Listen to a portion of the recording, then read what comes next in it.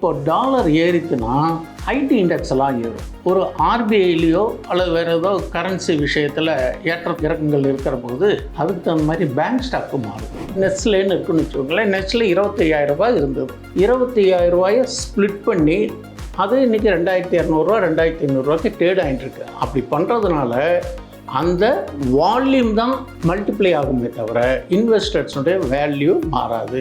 நம்மளால் ஒரு 10 ரூபா லாஸ் ஆனால் அது பரவாயில்லை. நம்ம கேபிட்டல் எரோஷனை தவிர்க்கிறதுக்காக நாம் என்ன பண்ணணும்? 10 ரூபா போனால் பரவாயில்ல, நம்ம அடுத்த வியாபாரத்தில் பார்த்துக்கலான்னு சொல்லிட்டு அதுக்கு பேர் வைக்கிறதுக்கு பேர் தான் ஸ்டாப் லாஸ்ன்ட்டு பேர். சார், இப்போ ஒரு ஸ்டாக் வாங்கணும்னு நினைக்கும் போது அந்த ஸ்டாக் வந்து ஓவர் ப்ரைஸில் இருக்கா இல்லை லோ ப்ரைஸில் இருக்கான்னு எப்படி சார் தெரிஞ்சுக்கிறது? கட்டுமானத்தின் வலிமை, கட்டிடங்களின் பாதுகாப்பு. ஸ்ரீ துர்கா டிஎம்டி கம்பிகள். நியூஸ் கஃபே நேயர்களுக்கு வணக்கம். நீங்கள் ஆல்ரெடி ட்ரேடிங் ஆர் இன்வெஸ்ட்மெண்ட் ஏதாவது பண்ணிகிட்ருக்கீங்க அப்படின்னா உங்களுக்கான வீடியோ கண்டிப்பாக இது இல்லை. இது முழுக்க ஒரு ஃப்ரெஷருக்கான ஒரு இன்டர்வியூ செக்ஷன் தான். 1-to-1 ஒரு டிஸ்கஷன் மட்டும்தான். ஸோ ஆல்ரெடி நீங்கள் மார்க்கெட்டில் இருக்கீங்க, உங்களுக்கு எக்ஸ்பீரியன்ஸ் அதிகமாக இருக்குது அப்படின்னா தாராளமாக அந்த வீடியோ ஸ்கிப் பண்ணிடலாம். ஸ்கிப் பண்ணுற அதே டைம் இந்த வீடியோவை ஃப்ரெஷ்ஷாக யாராவது மார்க்கெட்டுக்குள்ளே என்ட்ரு ஆகுறாங்க அப்படின்னா அவங்க சில தகவல்களை தெரிஞ்சுக்கிறாங்க. இந்த வீடியோவை தயவுசெய்து உங்களுக்கு ஃபார்வர்ட் பண்ணுங்கள். வணக்கம். நீங்கள் எந்த கல்லூரியிலேருந்து இங்கே பயிற்சிக்காக வந்திருக்கீங்க? உங்கள் பேர் என்ன? என் பேர் ரிஸ்வானா ஹனிடிவ் சார். நான் லாயலா காலேஜ்லேருந்து வந்திருக்கேன். லாயலாவில் ஏஐ ஃபார் மீடியா கோர்ஸ் பண்ணிகிட்ருக்கோம். தம்பி, உங்கள் பேருங்க? சார், என்னோட பேர் வந்து எம் சூரியபிரகாஷ். நான் வந்து லாயலா காலேஜில் ஏஐ ஃபார் மீடியா என்ற கோர்ஸ் படிச்சுருக்கேன். 6 months கோர்ஸ். பங்குச்சந்தை குறித்து நிறையா கேள்விகளோடு வந்திருப்பீங்க. நீங்கள் ஒவ்வொரு கேள்வியாக கேளுங்க. நான் உங்களுக்கு அதுக்கான விளக்கங்களை கூடுமான முறையிலையும் எளிய முறையிலையும் சுருக்கமாகவும் சொல்கிறதுக்கான அவகாசம் இருக்குது. ஏன்னா ரொம்ப லெங்க்தியாக பேசினா கால அவகாசம் இருக்காது. போதுமான அளவுக்கு உங்களுக்கு விளக்கம் தரத்துக்கு தயாராக இருக்கேன். ஒவ்வொருத்தராக 1 by 1 கேளுங்க. சார், இப்போ ஸ்டாக் மார்க்கெட் எடுத்துகிட்டா நிறைய பேர் நிறைய விதமான ஸ்ட்ராட்டஜிலாம் ஃபாலோ பண்ணுறாங்க. இப்போ பிகினர்ஸ் நாங்கள் வரணும்னா எந்த மாதிரியான ஸ்ட்ராட்டஜி நாங்கள் ஃபாலோ பண்ணால் எங்களுக்கு யூஸ்ஃபுல்லாக இருக்கும்? நீங்கள் பிகினர் அப்படியும் உள்ளே வரும்போது முக்கியமான விஷயத்தை கன்சிடர் பண்ணணும். நான் சுருக்கமாக சொல்கிறேன். நீங்கள் இன்வெஸ்ட்மெண்ட் பேசிஸில் வரீங்களா, ட்ரேடிங் ஆஸ்பெக்டில் வரீங்களான்னு ஃபஸ்ட்டு டிசைட் பண்ணிக்கணும். இன்வெஸ்ட்மெண்ட்டாக இருந்தால் லாங் டேர்மா ஷார்ட் டேர்மா? சரி. ட்ரேடிங் அப்படின்னாக்கா இன்ட்ராடேவா, ஸ்விங் ட்ரேடிங்கா, ஸ்கால்ப் ட்ரேடிங்கா, அதை நீங்கள் முடிவு பண்ணிக்கிட்டு உள்ளே வந்தால் தான் உங்களுக்கு இந்த மார்க்கெட்டினுடைய பேசிக்காகவும் ஓரளவுக்கு டெக்னிக்கலாகவும் ஃபண்டமெண்டலாகவும் தெரியும். அதனால நீங்கள் மார்க்கெட்டுக்குள்ளே என்ட்ரு ஆகிற போதே உங்கள் தொகை எவ்வளோ இருக்குதுன்னு பார்த்துக்கோங்க. கூடுமானவர்களையும் உங்களுடைய உபரி தொகையை மட்டும்தான் இந்த சந்தைக்குள்ளே நீங்கள் கொண்டு வரணும். வேறு எதுக்காக வச்சுருக்க பணத்தை போட்டு இதில் சம்பாதிச்சிடலாம், லாபம் கிடைக்கும் அப்படிங்கிற அந்த ஒரு மாதிரியான ஒரு எதிர்பார்ப்பு கூட நீங்கள் வர வேண்டாம். ஏன்னா உங்களுக்கு அந்தளவுக்கு மார்க்கெட்டு எப்படி சப்போர்ட் பண்ணுங்கிற சூழ்நிலை சந்தையோடைய இயக்கத்துக்கு தகுந்த மாதிரி தான் இருக்கும். அதனால் குறுகிய மூலதனத்தை போட்டு ஆரம்பத்திலேருந்து கொஞ்சம் கொஞ்சமாக இன்வெஸ்ட்மெண்ட் பண்ணி ட்ரேடிங் கற்றுக்கோங்க, இன்வெஸ்ட்மெண்ட் பண்ண கற்றுக்கோங்க. அது சில டெக்னிக்கல் இருக்குது, ஃபண்டமெண்டல் இருக்குது. அதெல்லாம் நீங்கள் ஒவ்வொன்றா நீங்கள் கேளுங்க. நான் உங்களுக்கு எந்த மாதிரி கேள்வி கேட்டாலும் அதுக்கு நான் விளக்கத்தை சொல்கிறேன். சார், இப்போது ஸ்டாக் மார்க்கெட்டில் எஃப்ஐஐ டிஐஐன்னு சொல்கிறாங்க.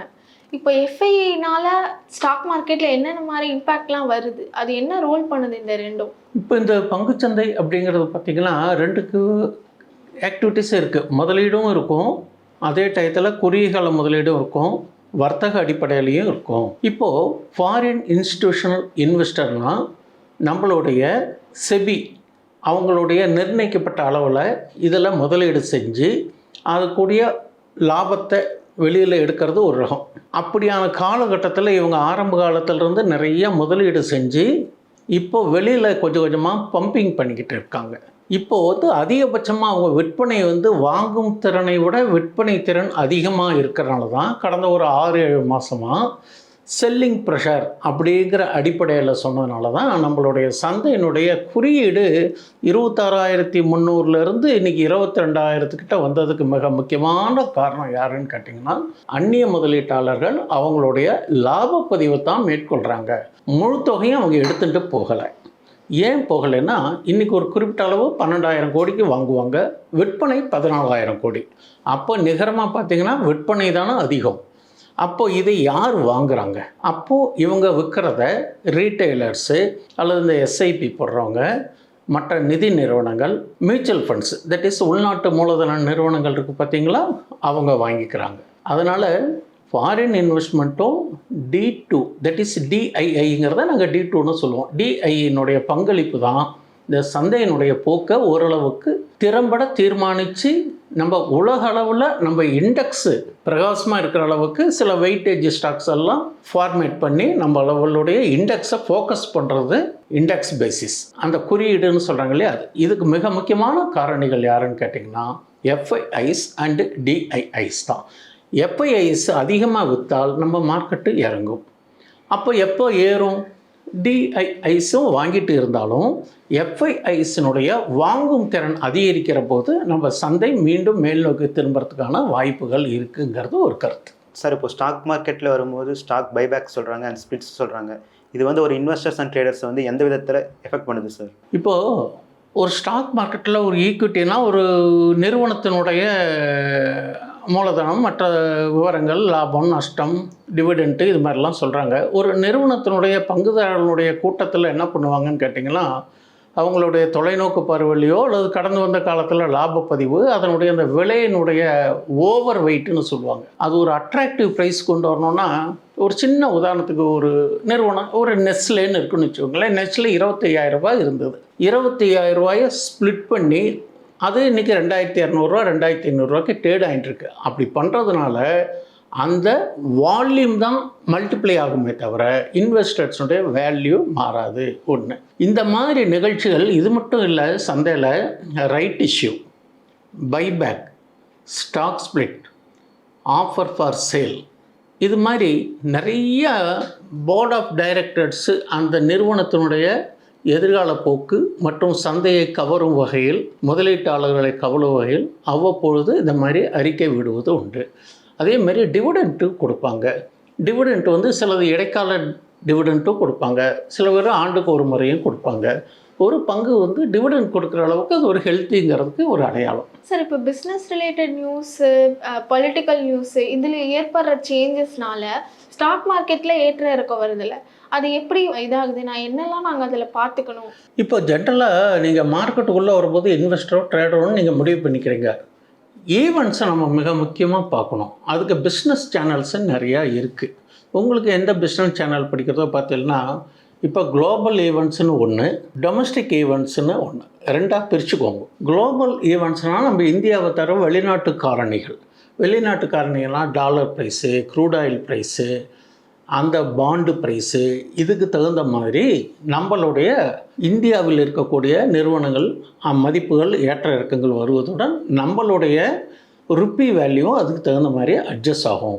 அதனால் நம்ம ரெண்டையுமே பார்க்கணும். குளோபல் ஈவெண்ட்ஸையும் பார்க்கணும், டொமஸ்டிக் ஈவெண்ட்ஸையும் பார்க்கணும். அங்கே ரேட் ஆஃப் ரிவிஷன் வந்ததுன்னா அதுக்கு தகுந்த மாதிரி உலகத்தில் உள்ள எல்லா நாடுகளுக்கும் அதனுடைய விளைவுகள் இருக்கும்.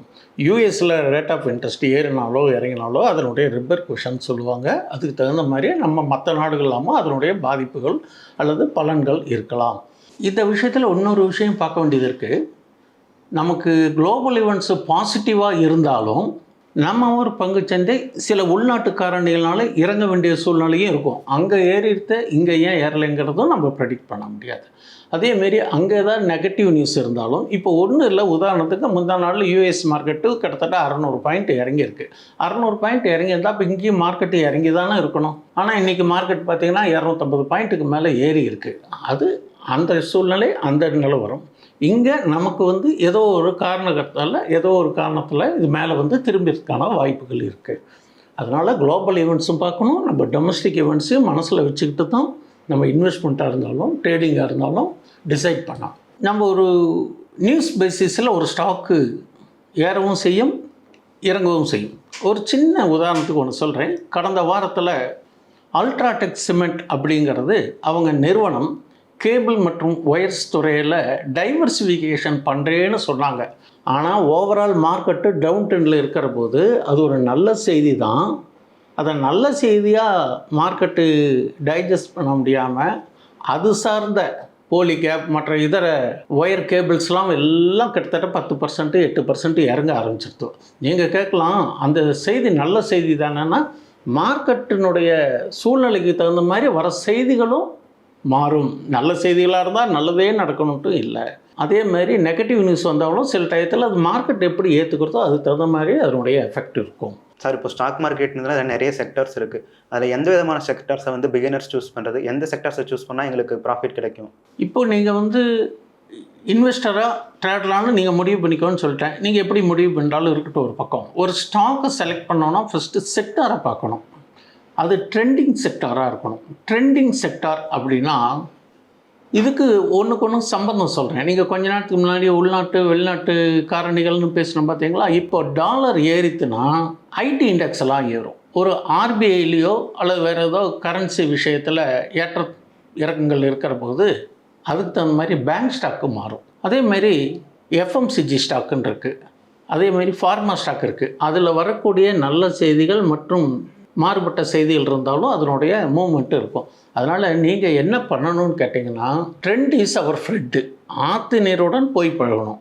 இல்லை சார் நான் அப்படி தான் அதை மாற்றி தான் எடுப்பேன், இதை மாற்றி தான் எடுப்பேன், அவர் சொன்னார் இவர் சொன்னாருன்னெலாம் டிசைட் பண்ணக்கூடாது.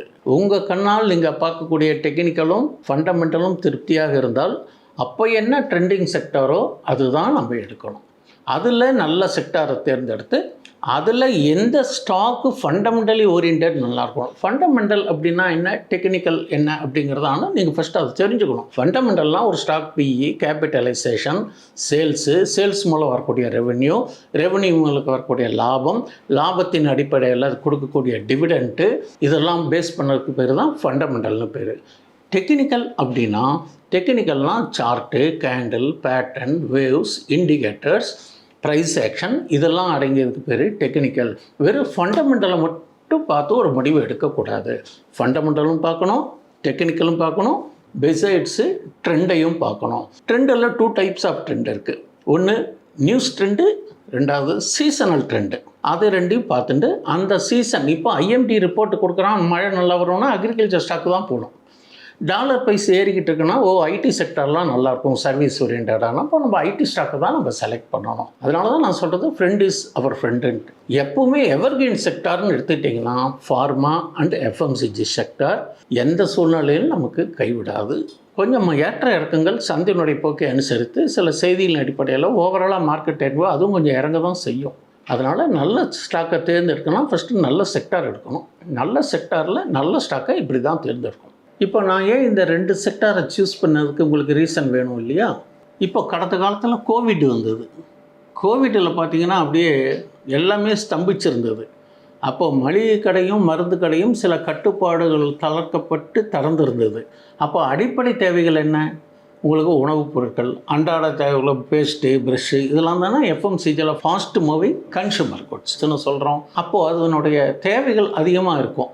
அப்போது அதே மாரி ஃபார்மா ஸ்டாக்கு மெடிசன் இல்லாமல் இன்றைக்கி வாழ முடியாதுன்னு ஒரு சூழ்நிலையில் வந்துட்டோம். உணவும் மருந்தும் இல்லாமல் மனிதனால் ஜீவிக்க முடியாது. கோவிட் பில்ல எல்லாமே லாக்டவுனாக இருந்தபோது கூட இது 2 மட்டும்தான் நமக்கு ஃபங்க்ஷன் ஆகிட்டு இருந்தது. அதனால் நான் என்ன சொல்கிறேன்னா, ஃபாஸ்ட் மூவிங் கன்சூமர் குட்ஸும் ஃபார்மா ஸ்டாக்கும் தான் நமக்கு சிறப்பானது. ஓரளவுக்கு எதிர்காலத்தை நம்ம பாதுகாப்பு கருதி உபயோகிக்கலாம் அப்படிங்கிற அந்த துறை சம்மந்தப்பட்ட ஸ்டாக்கை தேர்ந்தெடுக்கும். அதுலேயும் உங்களுக்கு நிறைய ஸ்டாக் இருக்குது. ஃபார்மாவில் இருக்குது, எஃப்எம்சிஜிலையும் நிறையா இருக்குது.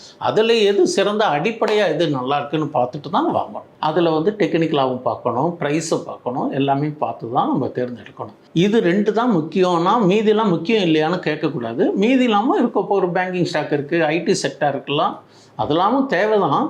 பட் அத்தியாவசிய தேவைங்கிற பக்கம் இது 2 தான். இப்போ ஒரு டிஃபென்ஸ் ஸ்டாக் இருக்குது. டிஃபென்ஸ் ஸ்டாக்னால் அது சில இராணுவ தடவாளங்கள் செய்ய பண்ணுற ஸ்டாக்கு. அதேமாதிரி இன்ஃப்ராஸ்ட்ரக்சர் இருக்குது, சாலை மேம்பாடு, கப்பல் கட்டும் துறை, இந்த மாதிரிலாம் இன்ஃப்ராஸ்ட்ரக்சர்ஸ் இருக்குது. அது இல்லாமல் முக்கியம்தான். பட் ப்ரியாரிட்டிங்கிற போது எஃப்எம்சிஜியும் ஃபார்மா ஸ்டாக்கும் எவர்கிரீன் செக்டாருங்கிறது என்னுடைய கண்ணோட்டம். சார் இப்போ ஸ்டாப் லாஸ்ன்னு சொல்கிறாங்கல்ல, அப்படின்னா என்ன சார்? அதுவே தெரியல. அது எப்படி அது ஸ்டாக் மார்க்கெட்டில் அது ஃபங்க்ஷன் ஆகுது? அது எப்படி யூஸ்? சரியான கேள்வி. ஆனால் இதுக்கு நிறையா விளக்கம் சொல்கிறேன், நமக்கு கால அவகாசம் இல்லை. சுருக்கமாக சொல்கிறேன். A driving without helmet or without seat belt is always dangerous. இது பாதுகாப்பு இல்லாத பயணம் எப்படியோ ஆபத்தோ அது மாதிரி உங்களுடைய கேபிட்டலை எரோஷன் ஆகாமல் இருக்கிறதுக்கு நமக்கு இவ்வளோ தான் தாங்குவோன்னு ஒரு சக்தி இருக்கும். ஒரு 10,000 ரூபா போட்டு ஒரு ஸ்டாக்கை வாங்குறீங்கன்னு வச்சுக்கோங்களேன். வாங்கினா நமக்கு ஸ்டாப் லாஸ்ன்னு ஒன்று வச்சுக்கிட்டா ஒரு குறைஞ்ச நஷ்டத்தில் வெளியில் வந்து தீர்மானிக்கிறதுக்கு நமக்கு தாங்குவோம். நம்ம ஸ்டாப் லாஸ்ன்னு ஒன்று போடலைனாக்கா எதிர்பாராத நிகழ்வுகளில் கிட்டத்தட்ட 70% வேல்யூ வந்து கீழே எரோஷனாக கீழே வரும்போது நமக்கு ஹெவி லாஸ் வரும். அதனால தான் நம்ம ஸ்டாப் லாஸுங்கிறது ஒன்று நம்ம ஃபிக்ஸ் பண்ணிக்கிறோம். ஸ்டாப் லாஸ் ஆல்சோ ஒரு இன்சூரன்ஸ் மாதிரின்னு கூட சொல்லலாம். நம்ம ஒரு வண்டி வாங்கினா நம்ம இன்சூரன்ஸ் வாங்குகிறோம் இல்லையா, அது மாதிரி இது இன்சூரன்ஸ். ஹெட்ஜிங்கிறது வேறு தான், பட் ஸ்டாப் லாஸுங்கிறது ஒரு பாதுகாப்பு. அதனால தான் நம்ம பாதுகாப்புக்காக நம்ம ஸ்டாப் லாஸ் இல்லாமல் எந்த வர்த்தகமும் செய்யக்கூடாது. இன்வெஸ்டர்ஸ்னால் 10 வருஷம் 15 வருஷம் போகிறாங்கன்னா பிரச்சனையில் மார்க்கெட் நிற்கிறப்போ ஒரு நாளைக்கு ஏறும், அப்படியே பவுன்ஸ் பேக் ஆகும்னு சொல்லலாம். அவங்க பணம் இருக்கிறவங்க அக்யூமுலேட் பண்ணலாம், இல்லைனா அவங்க பாட்டுக்கு அவங்களுடைய மெச்சூரிட்டி டயத்தில் ஓரளவுக்கு கணிசமாக கொடுக்கும்னு நம்பலாம். அவங்களுக்கு ரெண்டாவது டிவிடெண்ட்ஸ்லாம் வேறு வரதுனால ஒரு அடிஷ்னல் இன்கம் ஆகிடுது. ட்ரேடர்ஸ் அப்படின்னாலே எய்தர் ஸ்விங் ட்ரேடர் இருந்தாலும் சரி, இன்ட்ராடே ட்ரேடர் இருந்தாலும் ஸ்டாப் லாஸை தீர்மானிச்சுக்கணும். இந்த இடத்துல ஸ்டாப் லாஸை எப்படி போடுறதுன்னு உங்களுக்கு ஒரு சந்தேகம் வரும். ஸ்டாப் லாஸ் எப்படி போடணும், நீங்கள் எது போட்டாலும் அதை எடுத்துக்கிட்டு போயிடுதே சார், ஸ்டாப் லாஸை எங்கே போடுறது அப்படின்னு கேட்பீங்க. அதுக்குன்னு சில யுக்திகள்லாம் இருக்குது. அதுக்கு ரொம்ப டீட்டெயிலாக சொல்கிறதுக்கு டைம் இல்லை. ஸ்டாப் லாஸ் போடாமல் ட்ரேடிங் பண்ணுறது நாட் அட்வைசபிள்ங்கிறது என்னுடைய கருத்து. இப்போ உங்களுக்கு ஒரு எளிமையான முறையில் ஒரு சின்ன உதாரணம் சொல்கிறேன். இப்போது ஒரு ஹோல்சேலில் 90 ரூபாய்க்கு பேரம் பேசி நீங்கள் வாங்கிட்டு வரீங்க. உங்களுடைய ஏற்றுக்கூலி இறக்குக்கூலி மற்ற லாபம் இதெல்லாம் வச்சு ஒரு 100 ரூபான்னு ஃபிக்ஸ் பண்ணுறீங்க. பண்ணிவிட்டு 100 ரூபா 110 120 130ன்னு மேலே போகத்தானே உங்களுக்கு ஆதாயம். அப்போது நீங்கள் 140 150ன்னு போகிறதுக்கான விலையை தீர்மானிக்கிற போது அது டிமாண்டு இருந்து விலை போச்சுன்னா பரவாயில்லை. அந்த பொருள் அழுகக்கூடிய பொருளாகவும் இருக்கலாம். பெரிஷபிளாக இருந்ததுனாக்கா நீங்கள் அந்த குறிப்பிட்ட காலத்துக்குள்ளே அந்த அசலையும் இருக்கணும். ஏற்கனவே பேசியிருக்கிற ஒப்பந்தத்துக்கும் நம்ம பணத்தை கொடுத்தானோ, அப்போ அந்த டயத்தில் நீங்கள் என்ன பண்ணணும்னு கேட்டிங்கன்னா, லாபத்தை மட்டும் மனசில் வச்சுட்டு இருக்கக்கூடாது. நம்மளால் ஒரு 10 ரூபா லாஸ் ஆனால் பரவாயில்லை, நம்ம கேபிட்டல் எரோஷனை தவிர்க்கிறதுக்காக நாம் என்ன பண்ணணும், 10 ரூபா போனால் பரவாயில்ல, நம்ம அடுத்த வியாபாரத்தில் பார்த்துக்கலான்னு சொல்லிவிட்டு அதுக்கு பேர் வைக்கிறதுக்கு பேர் தான் ஸ்டாப் லாஸ்ன்ட்டு பேர். சார், இப்போ ஒரு ஸ்டாக் வாங்கணும்னு நினைக்கும் போது அந்த ஸ்டாக் ஓவர் ப்ரைஸில் இருக்கா இல்லை லோ ப்ரைஸில் இருக்கான்னு எப்படி சார் தெரிஞ்சுக்கிறது? ரொம்ப ஈஸியாக தெரிஞ்சுக்கலாம். நீங்கள் வாங்குகிற ஸ்டாக்கு ஃபண்டமெண்டலி அண்ட் டெக்னிக்கலி ஓரியன்டானு பாருங்கோ. செக்டாரை ஃபஸ்ட்டு பாருங்கோ, ஸ்டாக்கை பாருங்கோ. அந்த ஃபண்டமெண்டல் குவாலிஃபிகேஷன்லாம் அதுக்கு இருந்ததுன்னா டெக்னிக்கல் பாருங்கோ. டெக்னிக்கலில் சில இண்டிகேட்டர்ஸ்லாம் இருக்குது, அதே உங்களுக்கு காமிக்கும். ஒன்று சில ட்ரேடிங் ஆப்ஸில் பார்த்தீங்கன்னாக்கா ஒரு ஸ்டாக்குன்னு போயிட்டிங்கனாக்கா அது புல்லிஷ் பயாஸில் இருக்கா பேரிஷ் பயாஸில் இருக்கான்னு ஒன்று சிக்னல் கொடுக்கும். ரெண்டாவது, அப்போ ட்ரேட் ஆகிட்டுருக்க விலை அந்த அட்ராக்டிவ் ப்ரைஸில் இருக்கா ஜென்யூன் ப்ரைஸில் இருக்கா ஓவர் ப்ரைஸில் இருக்கான்னு நம்ம ட்ரேடிங் பிளாட்ஃபார்ம்லேயே நமக்கு நோட்டிஃபை பண்ணும். அதைத்தான் பார்த்து நம்ம டிசைட் பண்ணிக்கலாம். ஒன்று, சப்போஸ் சில ஸ்டாக்கு நல்ல நியூஸ் இருக்குன்னா ஏறிக்கிட்டே இருக்கும், அப்போ அது ஓவர் ப்ரைஸ் ஆகிடும். அந்த இடத்துல போய் நீங்கள் ஹையில் போய் வாங்கினீங்கனாக்கா கீழே இருந்து வாங்கினவங்க அந்த இடம் வந்தோடனே விற்க தானே செய்வாங்க. அப்போ விற்கிற போது என்னாகும், சப்ளை ஜோன் க்ரியேட் ஆகும். அப்போ நீங்கள் ஹையஸ்ட்டு ப்ளேஸில் போய் வாங்கிட்டு நான் வாங்கினது இறங்கிருதுன்னு சொன்னால் மார்க்கெட்டோட தவறு இல்லை, நீங்கள் ஓவர் ப்ரைஸ் வேல்யூவில் வாங்கியிருக்கீங்க. ஒன்றா எக்ஸலண்ட் ப்ரைஸு ஃபேர் ப்ரைஸில் வாங்கணும், மீடியமாக பார்த்து வாங்கணும், இல்லைன்னா நியர்பை அட்ராக்டிவ் ப்ரைஸில் வாங்கிட்டு நமக்குன்னு ஒரு டார்கெட்டை வச்சுக்கணும். டார்கெட் இல்லாமையோ ஸ்டாப் லாஸ் இல்லாமையோ எந்த வர்த்தகமும் செய்யக்கூடாது. அதை நம்ம ட்ரேடிங் பிளாட்ஃபார்ம்லேயே நமக்கு என்னென்ன இருக்குங்கிறது, பொசிஷன் என்னங்கிறது காமிக்கும், பைவெட்டு காமிக்கும், இந்த மாதிரி டீட்டெயில்ஸ்லாம் அதில் இருக்குது. சார், இப்போ ஸ்டாக் பை அண்ட் செல் பண்ணுறதுல டைமிங் ஏதாவது இருக்கா, இந்த நேரத்தில் தான் பண்ணணும் அந்த மாதிரி ஏதாவது? இது கொஞ்சம் சிக்கலான கேள்வி தான். பட் அப்படி நம்ம 100% அக்யூரேட்டாக சொல்ல முடியாது. இருந்தாலும் ஒரு தோராயமாக என்னென்னா, என்னுடைய கடந்த காலம் ஒரு 20-22 ஒரு அனுபவத்தில் காலையில் எல்லோரும் ஓடி போய் இந்த 9:20க்கு எதையோ ஒன்று வாங்கி ஆகணும் அப்படின்னு நிர்பந்தத்தில் போய் வாங்குகிறாங்க. அது தவறு. 9:15 to 9:30 மார்க்கெட்டு ஒரு கன்சாலிடேஷன் எடுத்துக்கும் டைமு. ஏன் எடுத்துக்கோன்னா, நேற்றுக்கு வாங்கியிருக்கிறவங்க இன்றைக்கி லாபப்பதிவு செய்வாங்க, நேற்றுக்கு விற்றுறவங்க இன்றைக்கி குறைவான ரேட்டுக்கு இருக்கும்போது வாங்குவாங்க. மார்க்கெட்டு அப்ஸ் அண்ட் டவுன்ஸு ஃப்ரீக்வெண்ட்டாக இருக்கும், நம்ம ப்ரெடிக்ட் பண்ண முடியாது. அதுக்குன்னு சில சீக்ரெட்ஸு பேராமீட்டர்ஸ்லாம் இருக்குது. எது மாதிரி இருந்தால் ஏறும், என்ன பாலிசி இருந்தால், தட் இஸ் என்ன கான்செப்ட் இருந்தால் இறங்கும். இது நானும் நீங்களும் மட்டும் பண்ணுறதில்ல, நமக்கு முன்னால் கோடிக்கணக்கான பேர் பண்ணிகிட்ருக்காங்க. ப்ரொமோட்டர்ஸ் இருக்காங்க, ஃபாரின் இன்வெஸ்டர்ஸ் இருக்காங்க. அவங்க எந்த ஸ்டாக்கை வாங்குவாங்க, இல்லை ஏற்கனவே வாங்கினது லாபத்தில் இருக்கிறத விற்கிறாங்களா, அதை டிஐ வாங்குகிறாங்களா, இதெல்லாம் இருக்குது. ரெண்டாவது, இதுக்கு மேலே இன்னொரு விஷயம் இருக்குது. என்ன கேட்டிங்கன்னா, பிளாக் டீல் பல்க் டீல்பாங்க. பல 50,000 ஸ்டாக்கு 60,000 ஸ்டாக்கில் இங்கேருந்து அங்கே போகும், அங்கேருந்து இங்கே வரும். அது ஒரு 11-11:30 மணிக்கு மேலே நடக்கும். நாம் வாங்கி வச்சுருக்கிற ஸ்டாக்கு நமக்கு சாதகமாக இருந்தால் அது ஏறலாம். சப்போஸ் நெகட்டிவ் இம்பேக்ட் இருந்ததுன்னா நம்ம வாங்கினதுக்கு அப்புறம் இறங்கும். அதனால் நம்ம வாங்குகிற போது அவசரப்படாமல் 9:15 to 9:30 டயத்தை விட்டுட்டு 9:30 மணிக்கு நம்ம ப்ரெடிக்ட் பண்ணால் தான் அதனுடைய open price, low price, current price எல்லாம் தெரியும். இதெல்லாம் பார்த்துட்டு தான் நம்ம உள்ள என்ட்ரி ஆகணும். என்ட்ரி ஆகிற போது ஸ்டாப் லாஸும் வச்சுக்கணும், டார்கெட்டையும் ப்ரைஸை ஃபிக்ஸ் பண்ணிக்கணும். சப்போஸ் இன்றைக்கி இன்ட்ராடே பண்ணுற மாதிரி இருந்ததுன்னு வச்சுக்கோங்களேன், ஒரு 1%, 1.5% தான் வச்சுக்கணும். அதே ஒரு ஸ்விங் ட்ரேடிங் பண்ணுறீங்கன்னா ஒரு 6%, 5% தான் எதிர்பார்க்கணும். ஒவ்வொன்றுக்கும் ஒரு பேராமீட்டர்ஸ் இருக்குது. மார்க்கெட்டு நமக்கு வாங்கிறதுக்கும் வாய்ப்புகளை கொடுக்கறது, விற்கிறதுக்கும் வாய்ப்புகளை கொடுக்கறது. நாம் வாங்க வேண்டிய இடத்துல போய் விற்றுறோம், விற்க வேண்டிய இடத்துல போய் வாங்குகிறோம். எல்லோரும் விற்கிற போது நாம் வாங்கிட்டா அது இறங்குறது. உடனே நம்ம என்ன சொல்கிறோம், நான் வாங்கின உடனே இறங்குதுன்னா நீங்கள் வாங்கின உடனே அது இறங்கலை. அது சப்ளை ஜோன். ஒவ்வொன்றும் இருக்குது, பையிங் ஜோன் இருக்குது, சப்ளை ஜோன். எல்லாமே எங்கே போய் பார்த்தோன்னா அதுக்கு சில டெக்னிக்கல் விஷயங்கள் இருக்குது. அந்த மாதிரி நிறையா கோச்சிங் எடுத்துக்கிட்டிங்கனாக்கா அவங்க அந்த பேராமீட்டர்ஸ் எல்லாம் சொல்லுவாங்க, வெரி ஹெல்ப்ஃபுல்லாக இருக்கும். அதனால் எல்லா நேரத்துலையும் என்ட்ரி ஆகக்கூடாது, எல்லா நேரத்துலையும் நமக்கு லாபம் கிடைக்குங்கிறது ரொம்ப டார்கெட்டை வைக்கக்கூடாது. அதேமாரி மதியானம் எடுத்துக்கிட்டிங்கன்னா 1:30 மணிலேருந்து 3 மணிக்குள்ளே நம்மளுடைய வியாபாரத்தை முடிச்சுக்கணும்.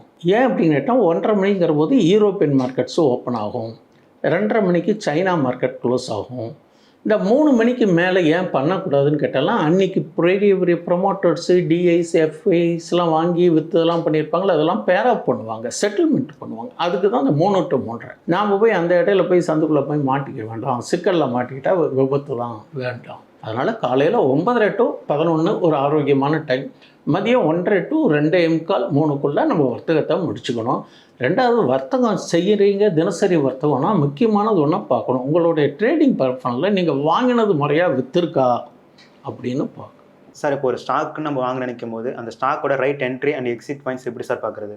ரைட் என்ட்ரி, ரைட் எக்ஸிட் அப்படின்னா மெயினாக பார்க்க வேண்டியது ப்ரைஸ் ஆக்ஷன்னு சொல்லுவாங்க.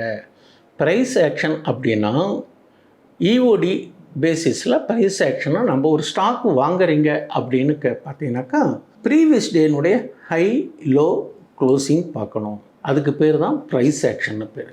அந்த ப்ரைஸ் ஆக்ஷன் படி ப்ரீவியஸ் ஹையை விட இன்றைக்கி ஹை மேலே இருந்தால் அது ஓரளவுக்கு அப் ட்ரெண்டுக்கான சான்சஸ் தான், டெஃபினட்டாக சொல்ல முடியாது. மார்க்கெட்டில் anything may be happen at any time without any notice. நம்ம எல்லாத்துக்கும் தயாராக இருக்கணும். அதுக்கு தான் ஸ்டாப் லாஸை தீர்மானிச்சுக்கிறோம். அப்போ நீங்கள் ஒரு ரைட் ஸ்டாக் இது பண்ணும்போது ப்ரைஸ் ஆக்ஷன் பார்க்கணும். ப்ரைஸ் ஆக்ஷனுக்கு தகுந்த மாதிரி நம்ம இண்டிகேட்டர்ஸ் பார்க்கணும். எந்த காரணத்தை கொண்டும் நீங்கள் சார்ட்டை பார்த்தீங்கன்னா உங்களுக்கு பயம் வரும். திடீர்னு க்ரீன் ஏறும், மேலே தான் ஏறுதுன்னு நினச்சிட்டு போய் மேலே போய் வாங்குவீங்க, சல்லுன்னு கீழே வந்துடும். அதனால் அந்த வேலையெல்லாம் வச்சுக்கக்கூடாது. நமக்கு indicator, support, resistance, price action, இதில் நிறைய இண்டிகேட்டர்ஸ் இருக்குது. அதில் நீங்கள் சிறந்த இண்டிகேட்டர் எது, உங்களுக்கு எது சூட் ஆகுதோ அதை எடுத்துக்கிட்டு வர்த்தகம் செய்கிறது ஓரளவுக்கு ஜென்யூனாக இருக்கோ. அது இன்ட்ராடே ட்ரேடிங்காக இருந்தாலும் ஸ்விங் ட்ரேடிங், ஒவ்வொன்றுக்கும் ஒரு நாம்ஸ் இருக்குது, ஒவ்வொன்றுக்கும் ஒரு டைம் ஃப்ரேம் இருக்குது, ஒவ்வொன்றுக்கும் ஒரு ப்ராஃபிட் பர்சன்டேஜ் இருக்குது. அதை ஃபாலோ பண்ணணும். அப்படி தான் ஒரு ரைட் என்ட்ரி, ரைட் எக்ஸிட்டை நம்ம தீர்மானிக்கணும். ரெண்டாவது, நாம் நினச்சதை மார்க்கெட் கொடுக்கணும் நம்ம எதிர்பார்க்கக்கூடாது. மார்க்கெட் கொடுக்குறத நம்ம வாங்கிக்கணும். நமக்கு போதும் என்ற மனமே பொன் செய்யும் மருந்து. இது கோல்டன் டக்கு, பொன் முட்டையிடும் வாத்து. அந்த காலத்தில் ஒரு திரைப்படம் ஒன்று வந்திருக்கும், சொர்க்கம்னு ஒரு திரைப்படம். கனவுல பார்த்திங்கன்னா அப்படியே பணம்லாம் கொட்டும். அது இல்லை இந்த மார்க்கெட்டு. ரொம்ப பாதுகாப்பாக பயணிக்கிற மார்க்கெட்டு, பாதுகாப்பாக செய்யணும், ஸ்டாப் லாஸ் போட்டு செய்யணும். சார், இப்போது ஸ்டாக் மார்க்கெட்டில் பிகினராக உள்ளே வரவங்க பொதுவாக பண்ணுற மிஸ்டேக்ஸ் என்ன சார்? இதெல்லாம் அவங்க இது பண்ணிக்கணும், தவிர்த்துக்கணும். மிஸ்டேக்கு எப்படின்னு கேட்டிங்கனாக்கா, எங்கள் மாமா சொன்னார், ஃப்ரெண்டு சொன்னார், அவங்க சொன்னாங்க, இவங்க சொன்னாங்க, கேள்வி ஞானத்தில் வர்றது முதல் தப்பு. முதல்ல லேர்ன் அண்டு ஏர்ன். படிங்கோ, படிச்சுக்கிட்டு கற்றுக்கோங்கோ, கற்றுக்கிட்டு சம்பாதிங்கோ. Without learning earning is not possible.